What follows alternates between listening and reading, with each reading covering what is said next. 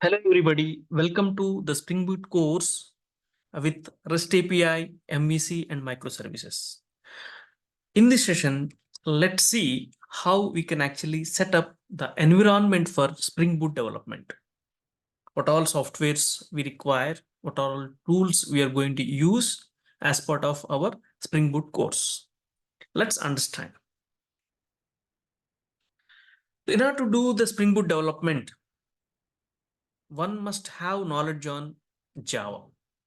At least core part of Java that we also call as Java AC, Java Standard Edition. So one should know what is OOP, Object Oriented Programming, what is a class, and how to create an instance of a class that is nothing but an object, and what is an interface, how it is different from class, and object oriented principles such as inheritance, encapsulation, abstraction, which speaks of interfaces, and of course, polymorphism. Apart from that, one should have the knowledge of exception handling because exceptions are part of each and every Java program,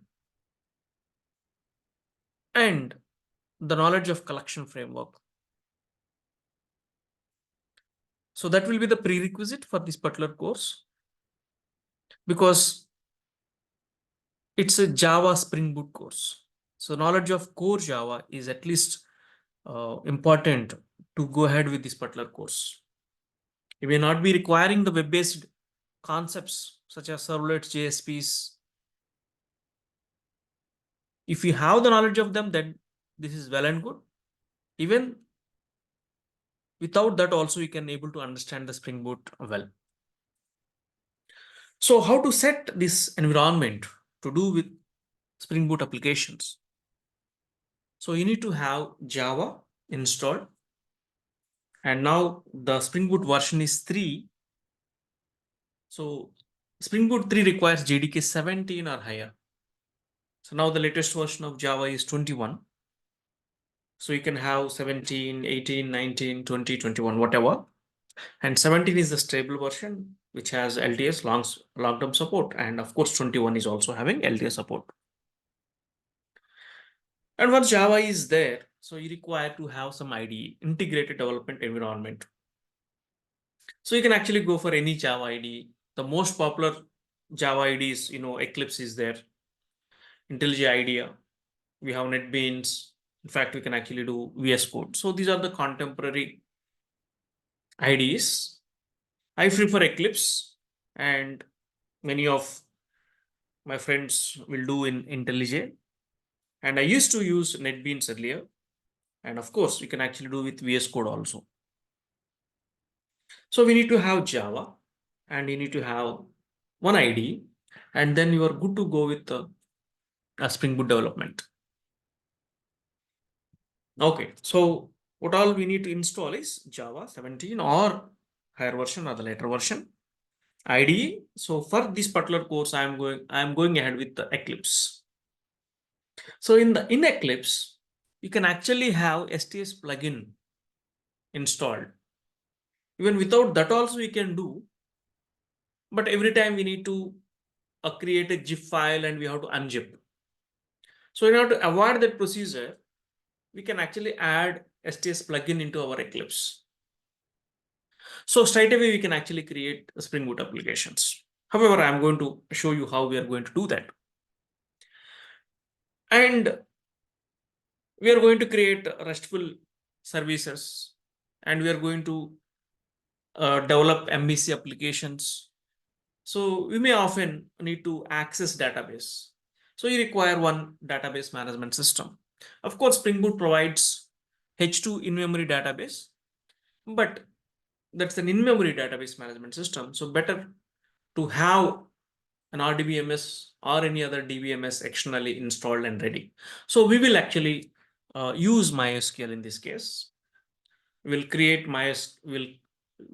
We actually install MySQL. We create one or two databases, and we will have the tables created, and we are going to access data from our Spring Boot application. Optionally, you can actually use Lombok. It's a bean management framework. I prefer actually using Lombok so that my POJOs or my entities will be very clean. So not of much boilerplate code will be there in my class if I use Lombok. Okay, but mandatory things are two.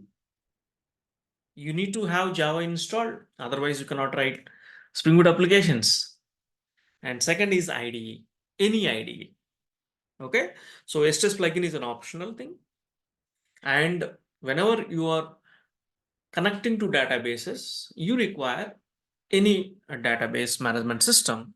Even though H2 is available straight away from Spring Boot, better to have a separate database management system like MySQL or SQL Server or Oracle, whatever. Okay, so once this is installed, this is all installed. So we actually uh, test whether this is working fine or not. Our IDE is properly working fine or not. So we will actually do a simple hello world program in the IDE so that the environment is going to get set up. So now where actually we can install, download and install all this stuff. So let me actually open my browser. So I'm opening Firefox. So in order to install Java, so who owns Java? Oracle owns Java. So just go to oracle.com/Java. Then you can actually see here the details about Java. Oracle Java is the #1 programming language and development platform. So Java 21 is now available. This is the latest version that is available. And Java, every 6 months, a new Java version is going to get uh, released. So now in March, Java 22 is due. Every 6 months, March and September, we are going to get new versions. Now you can actually click on download Java. And here you can actually see Java 21 and Java 17 are available. And JDK 21 is the latest long-term support. Latest long-term support is 21. And we have 17 also, which has LTS support. Okay, so better go for 21, or if at all you want to use little uh, previous edition, then you can actually go for 17 also. Anything is fine. So if you're on Linux, and again, so you have two packages available. So we have Debian package and we have RPM packages. Okay, so their RPM is Red Hat Package Manager, and Debian is actually for Ubuntu, Fedora, etc. So based on your operating system, you can actually install. And if you're using Mac, then you can actually go for any of these things. And you are in Windows, then you can actually go for x64 installer. Okay, so I'm using Windows and I have installed already Java 17, not 21. So I installed that little earlier. Okay, so this is about Java. So if you have not installed, so please install and actually check. Once you install, so just go to the command.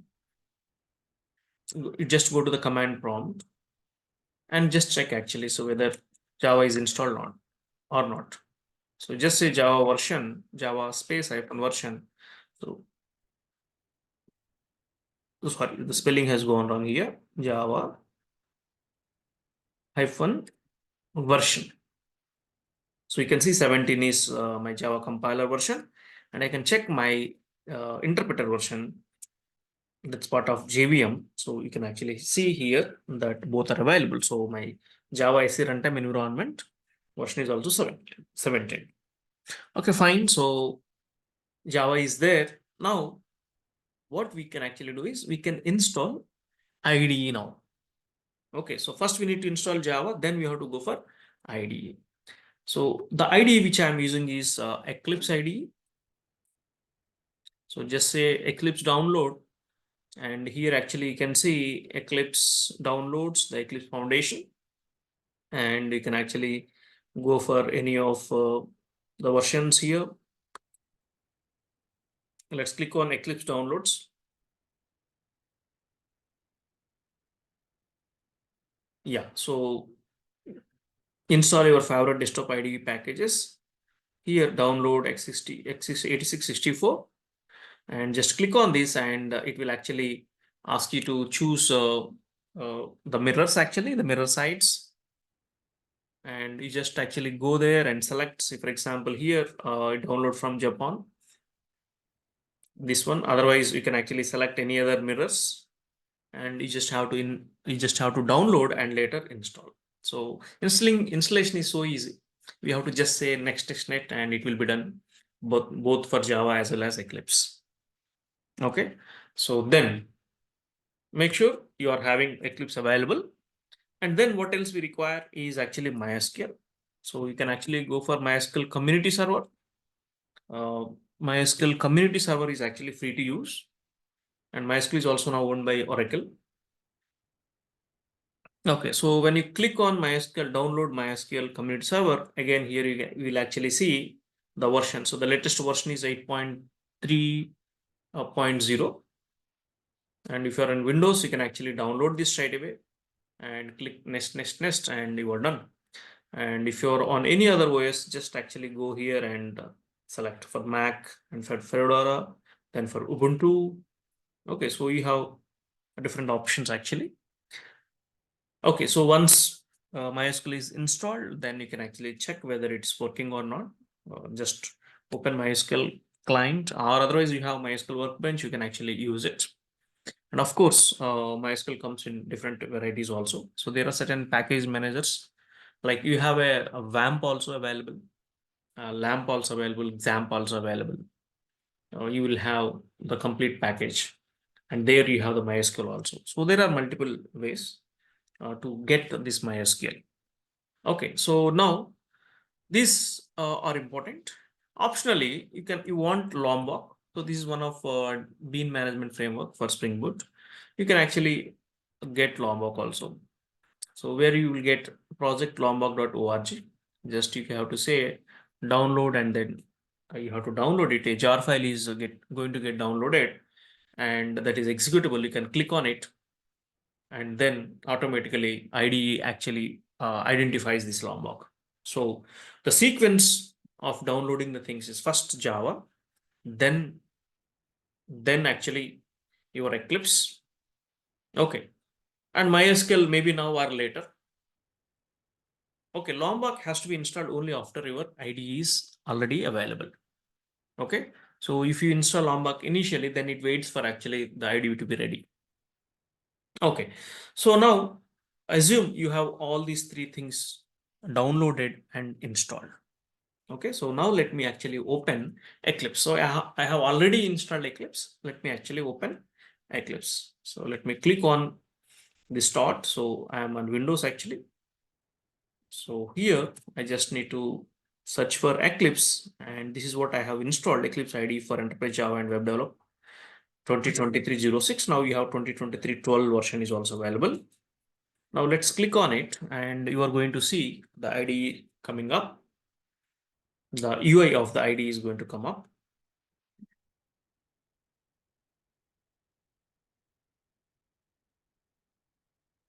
In fact, you can actually choose any of the IDEs. If you're compatible with IntelliJ IDEA, that's fine actually. So not major differences. Okay, so NetBeans, Eclipse, or IDEA, not too many differences. If you know one other thing, you can actually easily understand. So this is actually the Eclipse, but first time when you do it, it actually asks you for workspace. So for example, now here what I do, I just go to this file, and I can actually see here switch workspace. I can actually switch workspaces actually. So for example, this is one. This is what actually I have got it. So I just say launch. So it's already launched with the same workspace. But first time when you're doing, it will ask you to choose the workspace, and by default it will give you option as workspace. Here I have made 0, 1, 1 kind of thing actually. Now let's see. It's going to start up actually, because yeah, it's again starting. So I have switched to the same workspace which by default was selected. Yeah, so you can actually see here Eclipse workspace 01. By default, what happens? Eclipse workspace, that's it. So that's what actually initially that you can see when you are opening Eclipse after first installation. Okay, so you can actually create so many projects here. You can create Java project, Maven project, Spring Starter project also is available. But first time when you install, you will not be getting that. Okay, so what you need to do is you need to go to this help in Eclipse. So you can actually find something called Eclipse Marketplace. You can actually see Eclipse Marketplace. If you click on this Eclipse Marketplace, so you are going to see a page actually, the marketplace page here. This is the Eclipse Marketplace, and here you are going to see so many things actually. Here we have a search button, a search bar actually, where you can actually search for something and what are the recent installed plugins which are available. So that actually will be there. And what are the popular ones also will be there. And so many other things actually. So what you require is actually a Spring Tool Shoot. So I require a Spring Tool Shoot actually. So Spring Tools 4. And of course, Spring Tools 3 is also there, but the latest is actually Spring Tools 4. So if you are not actually installed already, so what you do, so once this page is over, then click, just type Spring. Just type Spring and you are going to get Spring Tools 3 and Spring Tools 4 actually. So let's go for the bigger one, the higher latest one. So it's already installed in my machine. It's already installed for my Eclipse. So for you for the first time, so it will ask you to install just like this. It will ask you to install. I have already installed Spring Tools 4. This is actually STS plugin. STS is a Spring Tool Shoot. Again, that's actually created based on Eclipse only. Okay, so without Eclipse also, straight away you can use STS and you can have Spring Boot applications developed and run. Okay, but STS is actually based on Eclipse only. Now what we are doing, we are actually starting with an Eclipse and we are making this STS as a plugin. Okay, so we are installing that. And once this is installed, right, what we need to do, once this is installed, let's close this and just go to the file and come to the last and say restart. You have to say restart, then your Eclipse is set with STS plugin.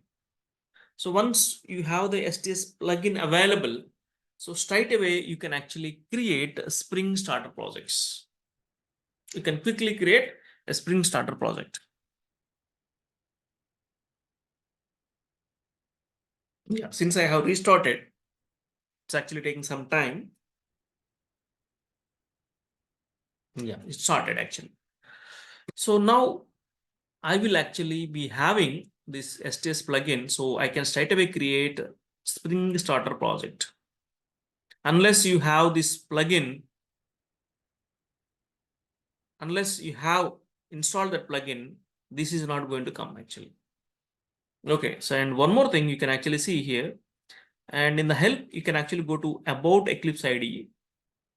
And here at the last, you can actually see what are the softwares which have got actually installed Eclipse IDE for Enterprise Java and web developers. And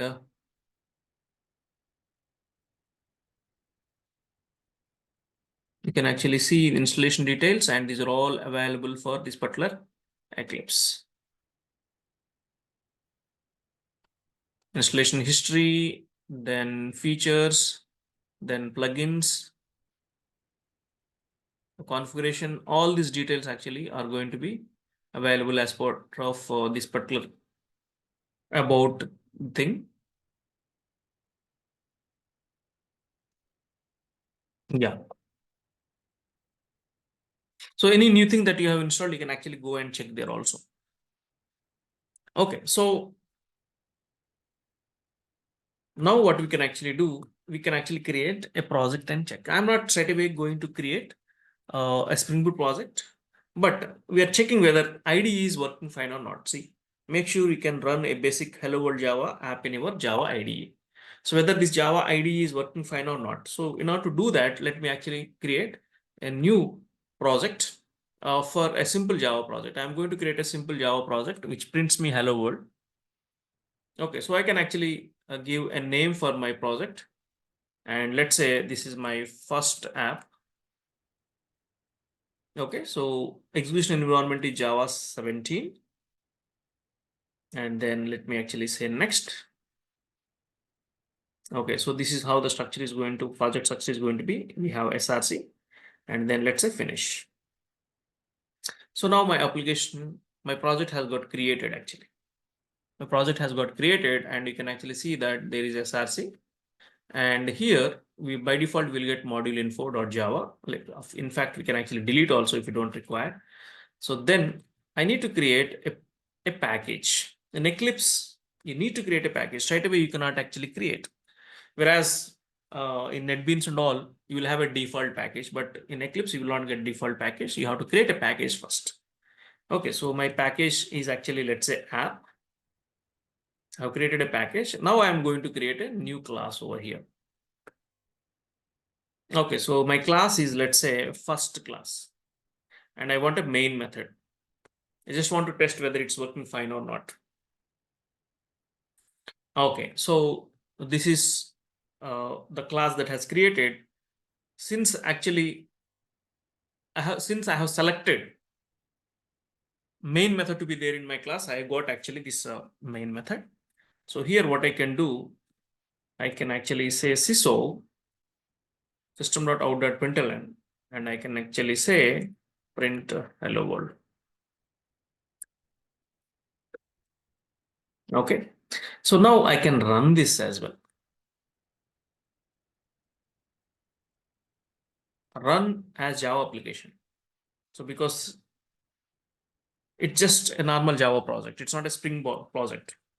So you can actually see that hello world is getting printed. That means what? My IDE is installed properly and it is working fine. I could able to write my Java application. In fact, we are going to do a Spring Starter projects also in the next video after understanding some basics about the Spring Boot. Okay, so this is the environment setup for Spring Boot. Java is required, an IDE is required, and make sure the IDE is working fine and your Java programs are being run properly. Optionally, you can have MySQL. Later we are going to connect with the database, and you can also have the Lambda installed so that your entity classes or bean classes will be very neat without having much of the boilerplate code. So hope you have understood the development environment for Spring Boot. Thank you and hope to see you in the next video. Thank you. Take care.